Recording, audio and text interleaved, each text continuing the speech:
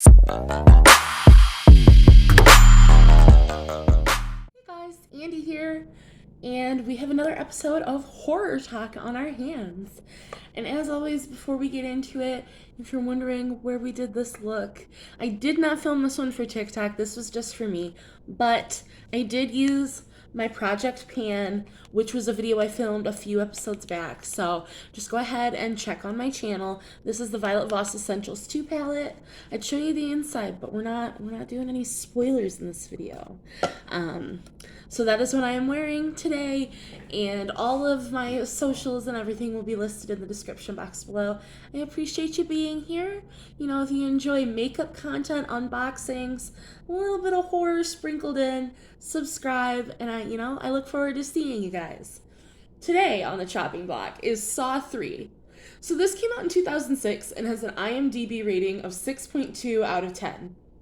And the storyline goes as follows. Jeff is an anguished man who grieves and misses his son that was killed by a drunk driver in a car accident. He has become obsessed for revenge against this drunk driver, the judge, and the only witness who refused to testify. He has also become neglectful of his daughter. Lynn Denlin is a skilled surgeon that is also cheating on her husband and suffering from depression. Both are abducted and brought to Jigsaw's warehouse, where they must play two separate games. Jeff must choose whether to save or let people he holds responsible for the death of his son die, while Lynn, his wife, must keep Jigsaw alive until Jeff completes his tests or face the deadly consequences. As always, the most fun aspect of these for me, the trivia. The film's most graphic scene, Jigsaw's brain surgery, remained completely uncut by the Motion Picture Association of America. The filmmakers argued that it was no different from what people would see in any medical documentary on TV, which I loved, because it was gory in the sense of, it was a brain surgery, but it wasn't gory in the sense of like a slasher movie. And I really enjoyed that medical aspect of that scene. Costa Mandalore's character, he plays Detective Hoffman. If I'm butchering any of the actual actors' names, I do apologize. But he's named as tribute to the first two films' late producer, Greg Hoffman. So I think that that's really cool. And now we're going to get into the gruesome, gory details. The storyline doesn't give, it's the overview of the movie. This has been out for quite a while, so this is the big spoiler alert, though. We're going to get into the kill count. There are 10 deaths in this movie, so pause here if, you didn't want to hear any more than just the fun trivia and the storyline. I completely understand, and I will see you guys in the next one if that's all you're looking for. But if you want the deets, which I love to give, this one has some good deets.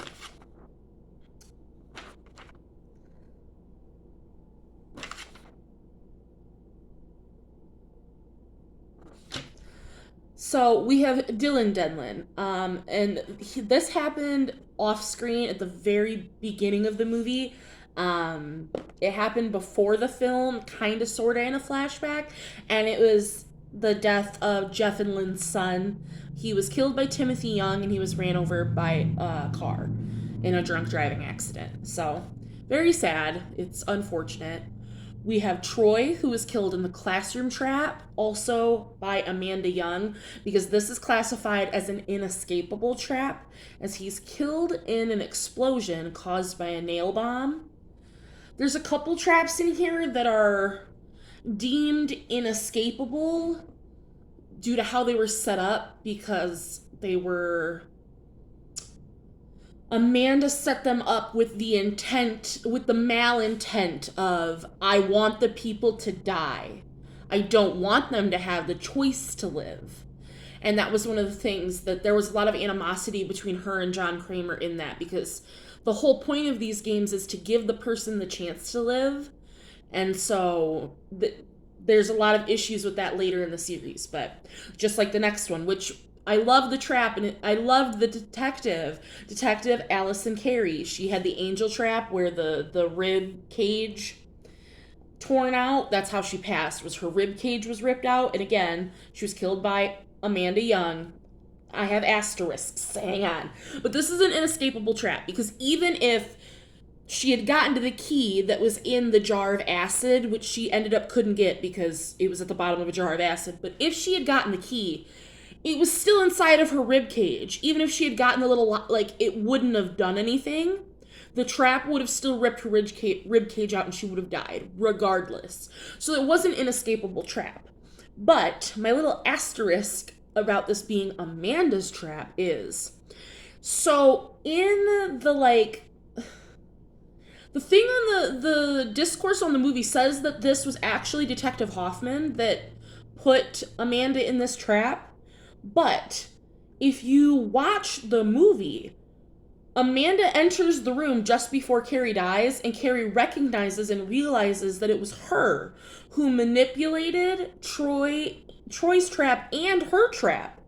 And that it was rigged to be unwinnable, and that Troy's trap was rigged to be unwinnable. And those coincidences, like, why there's no reason that Hoffman would do that. So, I mean, it's up for debate whether it was Hoffman that put her in that or it was Amanda, because Hoffman has also put people in traps and made them inescapable so that they would die. But either way, so, you know, the motives are there for either of them. So, if you have any thoughts or theories on who you think, whether it was Amanda or Hoffman, I would love to hear those in the comments. We have Danica Scott, who was in the freezer room trap. She was frozen to death. Judge Halden, shotgun wound to the head. This was an unfortunate accident from Jeff. Just trying to help. We have Timothy Young, the rack trap. His legs and arms were twisted 180 degrees. So that was the man that accidentally, he killed Jeff's son, and he couldn't let it go. And so at the very end, he did kind of forgive him, and he tried to get him out, but at that point, it was too late, and he died. And that would suck. Like, I can't imagine, like, because he was alive for that. To have your bones being broken, no thank you. All the way up until your neck snaps, because, like, that wasn't listed there, but yeah. So his legs and his arms were broken, and then it snapped his neck. But he got to feel his legs and his arms being broken before his neck was snapped. We have Adam Stanheidt, which was from the very first movie. So if you remember, he was killed by Amanda Young. He was suffocated with a plastic bag. So this is a flashback. It's a mercy killing. So from the first movie, when Lawrence cuts off his own leg and he leaves, Adam's still chained up. And you're just left wondering, like, what happens? Did he starve to death? Well, nope, Amanda eventually at some point goes back and she takes a plastic bag and she suffocates him to death. And it's shown in this movie as a flashback. I don't know when, we don't really get a timeline, but it's in this movie shown as a flashback that's what happens to him. And then finally, rest in peace, we have John Jigsaw Kramer. And he was killed by Jeff Denlin, and he had his throat slit with a power saw for revenge. And when that happened, I couldn't believe it. I was like, there's no way he's actually dead. But, like, now that I've watched it, because I've seen the first 4 movies probably a good 10 times each, because the mind fuckery that are the first 4 in particular for me is fascinating. That, like, he had so many contingencies because he knew that, like, there's a 50-50 shot he was going to die. And the contingency plans for everything, I find it so fascinating. But I was still so sad that he died because it's just like, Amanda's not going to carry your legacy well. Hoffman's not going to carry your legacy well. Jill Tuck's not going to carry your legacy well. Your son your child died. Like, Gideon's not... You didn't have your kid, like, now what? And you still had how many more films? It's just crazy. And then, as always, I rate the films myself out of 5 stars. This one, for me, 5 out of 5. As I spoiled in the last video, this one, I loved the back and forth between Jeff doing his trap and Lynn dealing with Jigsaw and the conflict with Amanda. Like, I like when they have the 2 traps going at once, and you get really invested in, oh, what's this character doing? And then they're like, nope, we're going to pan to this one. and then you get really, really invested. I like that back and forth, and they do it very well.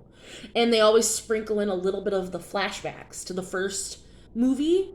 Like, I love it. I think that it's done really, really well. Um,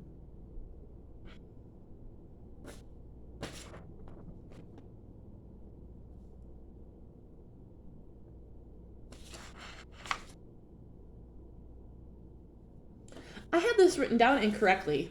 And I knew I did at the very beginning. That's why you had me that weird look. Because this is Saw 4. And I don't know why I had it written down as Saw 3. But this is Saw 4. I will fight myself. It's because I typed these out instead of handwriting them, and so I must have typoed when I was typing it. Because I'm sitting here and I'm just like, excuse me? Why? But, of course, 5 out of 5 for me. Love it. The next couple movies, my rating on them might surprise you. Might even surprise me. Because I can't give the entire series a 5 out of 5. And I know that I'm not going to, because as we get further into the series, I don't think that they're as good. The first 4, I think we could have realistically stopped at this one. Like, I do enjoy, the continuation of the series. I'm actually tonight watching Spiral so that by the time we get through the end of this, I can review that for you, because I have the entire series done, but I haven't seen Spiral yet, but I'm watching it tonight because I was like, I have to get it done because I can't have it be incomplete, because I already have my next series for next month for October ready. And the completionist and the OCD in me, like, I can't do that. So I'm watching Spiral tonight, and I'll definitely let you guys know how that goes. But yes, this one gets a 5 out of 5 for me because, again, I have always thought that they could have ended at the first 4. They are my favorite. I own the first 4 on DVD. I'd love to have the whole set. I just don't. I don't even currently have a way to watch them. I just own them. But they're just beautiful. Beautiful, beautiful, beautiful. Let me know what you guys think. Again, if you have any movies that you want me to watch or that you want me to review, because if I have not seen them, I will not review them. I will absolutely watch them first so that I get a better understanding, because I don't want to just spit facts at you that are just written on paper. That is not good enough for me. I do want to give you those little tips and tricks and all the little bibs and bobs.